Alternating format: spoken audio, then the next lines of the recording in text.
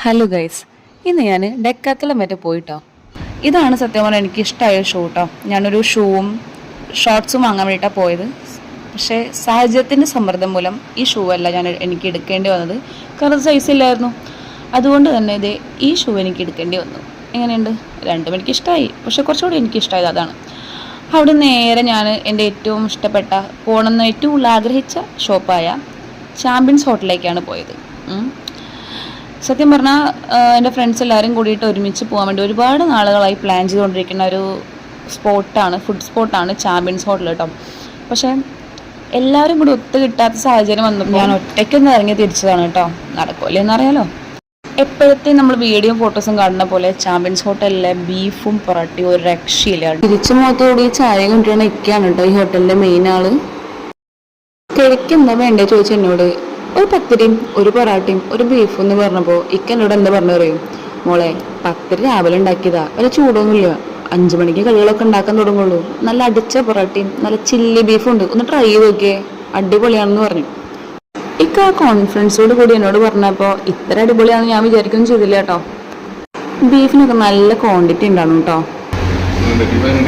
അടിപൊളി അടിപൊളിയെന്ന് ആൾക്ക് നന്നായിട്ട് അറിയാം, അത് വേറെ കാര്യം. പിന്നെ എന്നോട് ചോദിച്ച ചോദ്യമുണ്ട്, പാലക്കാട് ഇത്ര നല്ല ബീഫ് കിട്ടുമെന്ന്.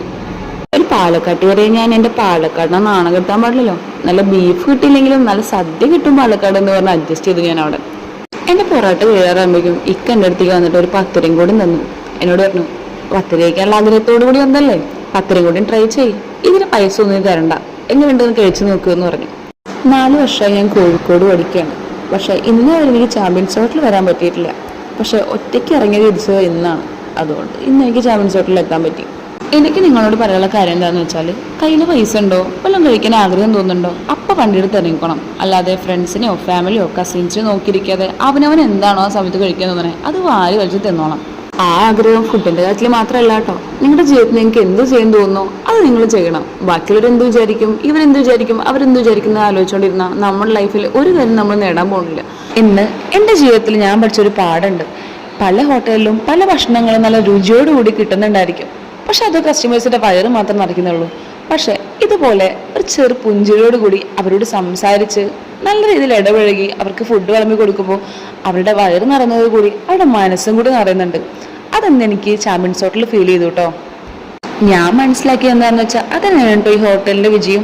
നമ്മൾ കസ്റ്റമേഴ്സിനോട് മാത്രമല്ല കേട്ടോ, അവിടെ ജോലി ചെയ്യുന്ന ജോലിക്കാരോടും അവർ ഇതുപോലെ തന്നെയാണ് കേട്ടോ പെരുമാറുന്നത്. അവിടെ നിന്ന് നേരെ ഞാൻ ബീച്ചിലേക്കാണ് കേട്ടോ പോയത്. പക്ഷെ ആ വിശേഷം നമുക്ക് വേറെ വീഡിയോയിൽ പറയാം. ഇപ്പോൾ ബൈ.